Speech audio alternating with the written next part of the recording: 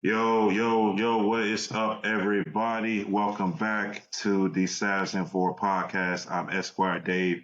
That's C Note. We are coming back at you again with another Rant Corner exclusive on YouTube. I hope you enjoyed the last one we did. Shout out to C Note for having us at the crib. You know how we do. Last weekend for All Star Weekend, catching Saturday night and All Star Saturday night and stuff. Uh, the things that we had to say about Mr. Glenn Rivers, Mr. Fraud Rivers. So that was pretty enjoyable. I hope you got everything off your chest. No. I'm good. I'm good. JJ Reddick been speaking for me this week. He been speaking for me this week, so we good. He been your disciple. Yeah. Yeah, so that's what's up. But yeah, we gonna touch on All Star Weekend. So Friday we had the Celebrity All Star Game. Team Shannon Sharp won. Michael Parsons was the MVP. He was more aggressive in that game than he was against the Packers, but that's neither here nor there. Rising Stars was very interesting. Uh, the team with like the all the G Leaguers, Team Pal, that they had like some guys from G League at night. They had Imani Bates from the Cleveland Yeah. G League team. Matt McClung was on that team. Oscar Shigwe from the Indiana Mad Ants. Buzelis from G League at night. Orion didn't play, but Iman's Almanza from G League Unite. So a bunch of these G Leaguers beat a team with Wembanyama, Brandon Miller, Miller. um, Casey Wallace, Jaime Jaquez Jr., uh, Pozimski from the Warriors, and Kolibali from the Wizards. So that was a surprising result, but in the end, Team Jalen uh, ended up being the Rising Stars competition champion with um, who was on Jalen Williams from OKC. Who else was on that team? They had Chet. Yeah, Chet Holmgren, Bennett Um Matherin. yeah, they had Yeah, Shaden Sharp, Derek Lively, Jordan Hawkins, Walker Kessler, and Jeremy Shochin. Jeremy Shohan, yeah. Yeah, the fake Dennis Rodman dude. Yeah. Okay, yeah. So shout out to Team Jalen Rose for Rising Stars Saturday night. Pacers Pacers won the skills challenge, so that was Halliburton, Miles Turner, and I think Matherin as well. Yeah. So shout out to the Steph Sabrina contest. Shout out to Sabrina for putting up 26 because that would have got her Crazy. in the finals, in the overall competition. But Steph ended up with 29, so Steph won that battle. Dame Lillard went back to back, so he's the back-to-back 3-point champion. And the slam dunk contest, another year, another mid off between the dunkers, except for Matt McClung. He went back to My back. Had adopted some, nephew. yeah. Hey man, shout out to Matt McClung, man. Back to back having a G League beat the highest paid player in NBA history. That's also neither here nor there. And then, man, we get to Sunday night, the All Star game. So, man, I don't know how you feel about how you felt about it, Corey, but that game, there wasn't too much exciting about that game. The only things were, so the East scored over 200 points. That's the first time that ever happened. This was the highest. This was the highest scoring All Star game in the NBA Yeah. history. Damian Lillard won MVP. He had 39 points. Um, Hit a couple. It was nice to see him. I guess as a basketball fan, it was nice to see the alley oops and the dunks, and the full court passes and the half court shots that were being hit. So I guess that was cool. But we'll get into that a little in a little bit. But also. Carl Anthony Towns had the most points in the game. He had 50, but it was really the most meaningless 50-point game I've ever seen. Um, he, I mean, he got like at least half of that when they were down 20 and just traded buckets. But all right, man, Corey, what are your thoughts on the weekend? What are you, like just overall thoughts, takeaways? How did you feel about All-Star Weekend? It just feels like All-Star Weekend it doesn't have the same grasp that it used to have back when we were young. Honestly, not even when we were younger, just a few years ago. It's like it's losing this luster, and the NBA has to do something to change it. They have to do a lot for it right now. Personally, if you ask me, for All-Star Saturday night, the three-point shootout has become the main event, if you think Mm-hmm. about it. Seeing the game come down to those last shots and seeing how they're trading off and who's going to get to the final round and how that breaks down. Honestly, even Steph and Sabrina could have been the main event if you ask me. I Mm-hmm. do feel like the skills competition, they need to scrap it. I liked it a lot better when it was a one-on-one type thing. Yeah. And they done the competition. I don't like the team stuff. It doesn't really move me anymore, so I've skipped that a lot. The dunk contest, McClung, he does his thing. Like he's special. That's a special Mm-hmm. kid. Especially when it comes to this tournament. But they need to change that up a lot if you ask me. A lot of different things that I've seen, and Stephen A actually has said this. I saw him say this earlier. A way that he would actually go about changing it is do like a nationwide dunk contest. You get the best dunkers from each state and just narrow it down. And how you can keep the NBA players involved is have an NBA player sponsor a particular player whenever they get down to the final 10. So like Mm-hmm. LeBron can sponsor this guy, Steph can sponsor this guy, and on and so forth like that. And then you're just donate. The players are donating money to charity. The NBA can donate money to charity, and they also give whomever wins $1 million. Yeah. You could do something like that. So that's one way. Another way that I've always thought about doing it is open it up, showcase it, have these YouTube dunkers, have the and one mixtape dunkers, have these people who are going viral for their dunks, have them come in and do it. Just pick like the best 4 or 5 players and just have them come in and do it pretty much the exact same way like Stephen A said it, but you're cutting down on all of the extra fluff in it. Mm-hmm. Yeah. Yeah. I mean, that's. Yeah. Oh, my bad. No, you good. Go ahead. No, I was just saying like that. That's what it's come down to, man. You gotta go across the country and find dunkers, and you gotta go to like YouTube. You gotta go to all these different places to actually, get more excitement around the dunk contest, man. That's not a good look for All Star Weekend. That's not a good look for the NBA and just for that night. And you're right, like the 3-point contest is the marquee event that night. It's really been like that at least for the last 7 8 years. Even I would say maybe even long. It's always been a marquee event, but you always really look forward Before to it the did the slam dunk, dunk yeah. contest. And there were some years where it was like, man, like the dunk contest is not really that good. And then we got Aaron Gordon and Zach LaVine that re-sparked it. And then the year after that, Aaron Gordon was back in it, but then he got old because of Dwayne Wade. Yeah, he lost Yeah. to Derrick Jones Jr.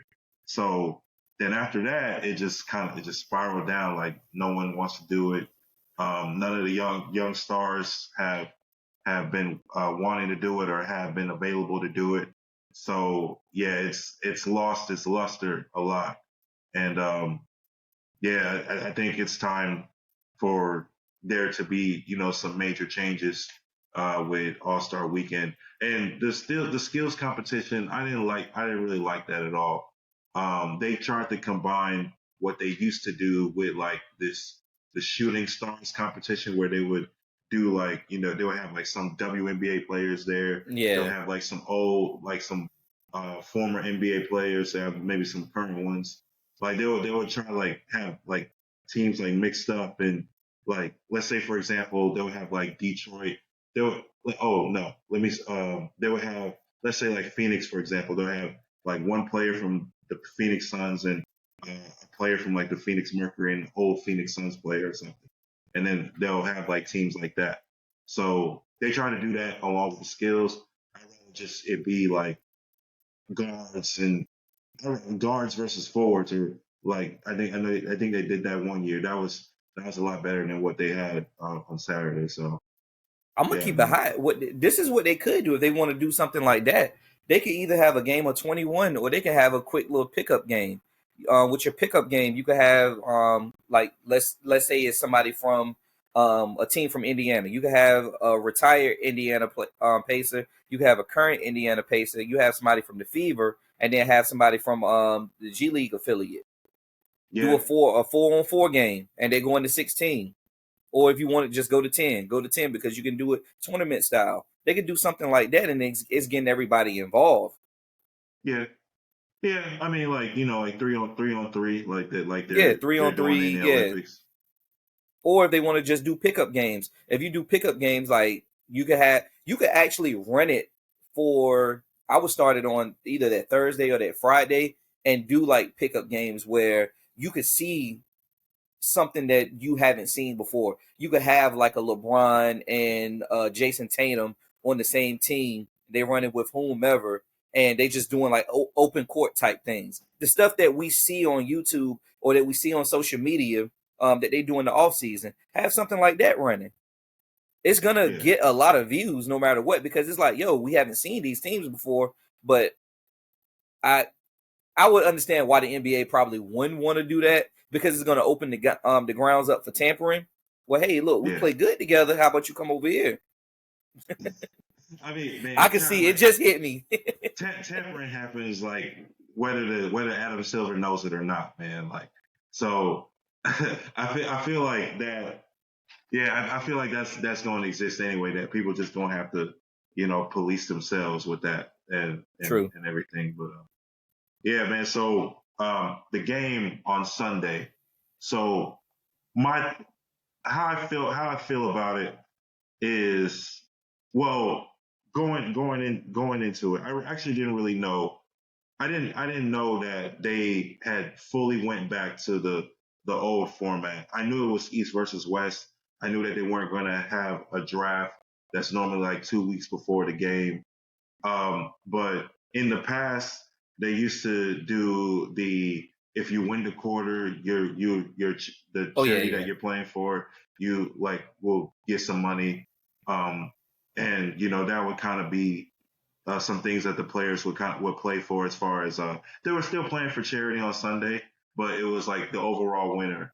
But they yeah. used to do like, oh, if you win the first quarter, if you win, depending like as far as how many quarters you win, you like would this much money will be donated to your charity. Like So actually, so how they did it this time was, you had the charity that was picked, they at least got $100,000. So I think the mm, West charity, they got $100,000, and I want to say that was Boys and Girls Club. yeah And of the East Indiana. charity was the Special Olympics. They got 200,000. So that's how they did that.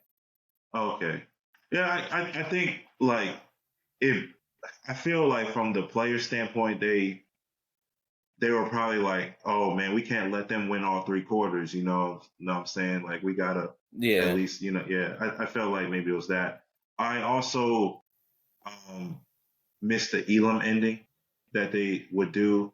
As it was really like a tribute to Kobe as far as like at the end of the third quarter they would say the target score, they would add 24 to the target to the leading score. yeah, And I like that. but I guess they stopped that because the last time they did it, it wasn't really competitive. But that was the year that Steph and Dame were just going crazy and hitting half court shots back and forth. Well, they were on the same team, hitting. They were just lights out and everything. So, but it just I felt like those things made it a bit more exciting. Whereas what we got on Sunday, it was just okay. It was the regular 48-minute format, and um, this is not 2003 anymore. You're not gonna Right. get the game is not gonna go down to the last possession or the last 2 minutes of the game. It's not gonna go into overtime like some games in the past have. These players don't care that much about playing in the All-Star game. They care about getting selected for it, but they don't really. They're not invested in playing hard for the game because one, they're thinking that load managing is now a thing in the NBA. They're also not trying to play a lot of minutes in the game. And also someone I think Chris Broussard brought up this point that from the time that they land at All-Star Weekend to the time that they leave Sunday night or Monday, they're busy the whole weekend. They're busy with marketing. They're busy with All-Star Weekend stuff, whether they're participating in the Rising Stars or the Saturday night competitions or in the game on Sunday. They're doing interviews. They're doing different like media things. They're marketing their brands, endorsements, all that stuff. And I get that. That's the norm. That's the normal life of an NBA player, like for that weekend, because it's the only time in which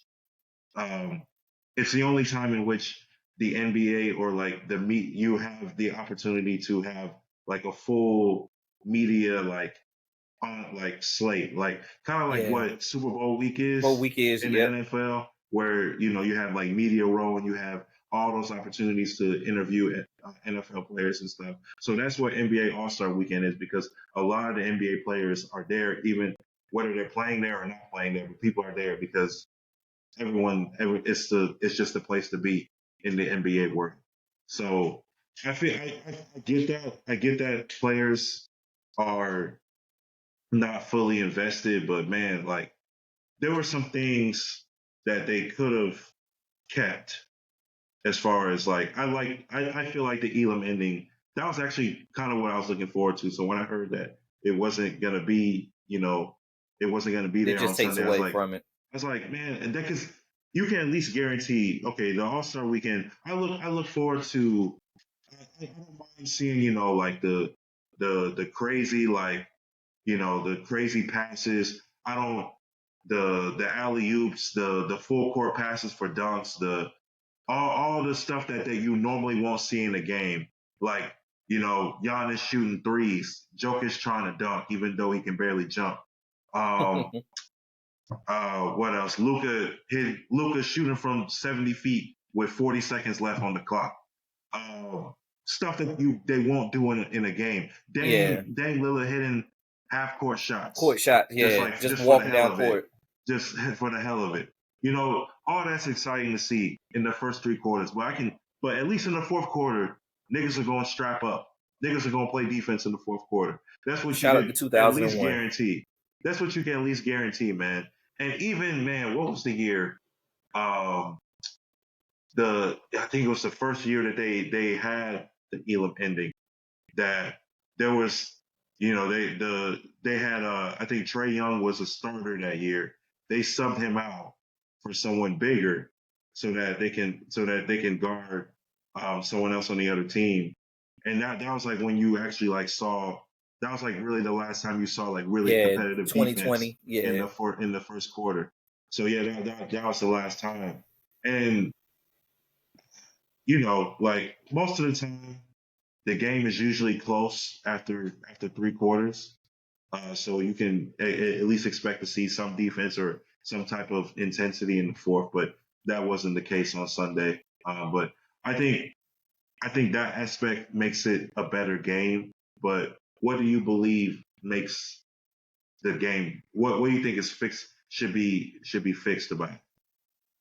So I mean, pretty much just like how you said, like I that's why I love the 2001 All-Star game and even the 2003 All-Star game, because they were just so close that when it got to that fourth quarter and the last couple minutes, it just looked like beauty on the court. Like you had actual basketball playing. They were playing for something. We just don't get that stuff anymore. I just miss that. But how I think it should be fixed, and I've heard this idea a couple times before, they should do USA versus the world. Because then you would get a lot of crazy matchups, and then being on the USA team, it turns into, all right, you're playing for your country. You're gonna let the world beat you. Like Yeah.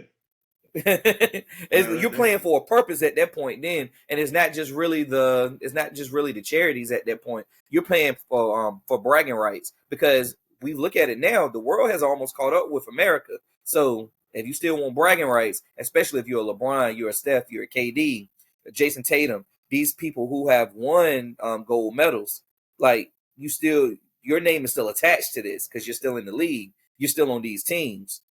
Go out there and get a win. You're going to have somebody like a Luka that wants bragging rights, a Joker that wants bragging rights, Giannis who wants bragging rights. They can hold that stuff over you. Like, and now you even got Canada that's coming up. You'll have an SGA. And if you also ask me on top of that too, you get a idea of how you would want your Olympic team to look. And you get other superstars who can start competing on that world team that may not have made it on these other teams. It's just a way to look at it. Yeah, I mean, the world has caught up. I mean, when you think about it, the last three people to win MVP are all from different countries. Giannis, Joker, and Embiid. Two of the last three Finals MVPs are from another country. So, yeah, I think just in the grand scheme of things, the world is like USA's here. The rest of the world is right here. Yeah, that gap is closing. Yeah, no, for sure. Yeah, I don't know. I know Adam Silver's pissed off about how the game went. 'Cause, I mean, like the way he handed that trophy was like, "You guys scored the most points. Congratulations!" Congratulations, yeah. Great job. Like, oh yeah, this is what he you definitely want, gonna change that. Yeah, He's gonna change that. We have our reservations about Adam Silver, but the one thing that I can honestly say about him, he's very much an innovator. He likes to try things. He'll come up with an idea, and even if it doesn't work, he'll switch it back. But for the most part, a lot of the things that he's came up with, whether we agree with it or not, they actually work. We weren't a fan of the play-in. I know I wasn't a fan of the play-in like that. And it actually has some of the best basketball that you want to see. You had a superstar like Trae Young, who is consistently always in the play-in, and he turns up. That's Trae Young time right there. He finds a way out of it. Yeah, he finds a way out of the play-in every time that he's in it. Even the in-season tournament, they gave some incredible basketball. But as time goes, if they continue to do this, in which they are going to continue to do it, it's going to just add an additional effect to the game, because you're going to get some very important games during the middle of the season instead of all of the very important games coming at the end of the season. Yeah, and I think the in-season tournament worked because you had a lot of star players buy into it, like LeBron bought into it, Giannis bought into it. Teams that are very formidable, like the Kings, or even like a young team like the Pacers that have a lot of talent, bought into it. A team like even Boston, they were good until they got knocked out. So players and teams bought into it, and I think one of the things that we talked about on the previous episode was that 500K that was on the line that could help out the 14th, 15th player on the bench, so players bought into that aspect as well. But it'll be interesting to see what the NBA and Adam Silver does to for the next iteration of the All-Star game. It's still like I'm still going to look forward to All-Star weekend. I'm still going to look forward to all the events, definitely. but it's some things just need some work. Like the Celebrity All-Star game was more competitive, was more interesting than the All-Star game Sunday night. So definitely some things to fix there. Yeah. But I would say this, like if we look through at all sports All-Star games, Pro Bowl, MLB All-Star game, they are trending down at this point. All leagues, they need to find a way to fix their All-Star games. I do feel like Adam Silver is going to be the one that's going to step up and find a way to do it and implement various things that's going to make it more, not even more competitive, but just more entertaining. Even if it comes down to being, and which I really don't know what he could do. he's gonna have to put something on the line. Yeah, he could go back to some of the old formats. He could, uh, man, it's gonna be tough because I mean I don't know. I don't really watch hockey until like the postseason. What Yeah, they're doing, what in their All Star weekend is like, man, I really don't know too much of it as far as like they're competing, they're doing like shootouts and like the captains are like the teams that are like the players that are like voted that have the most votes for All Star. They'll pick their own teams and they'll play each other. They'll do like a kind of a round robin tournament during the weekend. Still like I mean I'm not really a big hockey fan, but that is not that doesn't seem it doesn't really seem too exciting. And then football, the Pro Bowl stuff, that's already been like how what it used to be when niggas used to really hit in that game and really play football. It's definitely not how it is. They're doing one hand catch competitions, tug of war. They're doing flag football, so that's taking on a whole new life as far as like the different trend of how yeah, All Star Weekend is, and then baseball is really just the All Star game, and that one they're playing. I think they're still playing for home field advantage in the World Series, right? yep. Yeah. So I mean, if you're a baseball fan, I feel like a lot of baseball fans like the All Star game because I think they actually like play. I think they actually like take it seriously. But if you're just kind of a They casual, you're the not only really. time in It won't really baseball, the only matter. time they really take it serious, it has to be close. After the seventh inning, if it's still close, yeah, they take Yeah, it serious then. But you have somebody like a Otani, he'll definitely try to come back out the bullpen, or yeah, he's still trying to hit home runs. But if you're looking at like it being 9-4, 9-5, yeah, they just playing the game out. yeah. Yeah, I remember when Barry Bonds one year he was in it, and Torrey Hunter, who played for the Minnesota Twins, they would make it like a thing to not let Barry Bonds score a home Punt. run. Mm-hmm. And so like Torrey Hunter got like one like right before it got to the stands. He caught one. So yeah, that's probably like my favorite moment because it was like it was like, oh, I was trying to hit a home run, but oh, I got you. It was kind of, yeah, that was cool. But yeah, Baseball each in each of general the is trending yeah down, so yeah. yeah as And a I'm a whole huge is trend baseball fan. as a whole is trending down, man. Like they don't really market well, but yeah, that's a whole nother story for another day, man. But appreciate y'all for listening. Thank you very much for checking out this Rant Corner YouTube exclusive here. Make sure you hit that subscribe button, like, share, subscribe. That button right that you see right here on the screen. Make sure you make Hit sure you it. hit that button if you haven't already. Make sure you share with your family and friends and everything. We got more content on the way. Hoops is in full swing. Uh, All Star, we're coming back from All Star break now, so got the second half of the NBA season coming up. College basketball, we're just a few weeks away from Selection Sunday. We're right in the midst of teams that are on the bubble trying to get in, teams trying to get solidify their spots in the tournament. I was gonna do a Rant Corner video about Purdue, about some of these bracketology experts picking Purdue to be the number one overall seed, but then UConn lost to Creighton, so I'm glad I didn't do it, bro. I'm glad I didn't do it. But Hey, yeah, I got Purdue getting knocked off no matter what though. oh man, Purdue ain't winning shit, bro. Purdue ain't winning shit. We already know.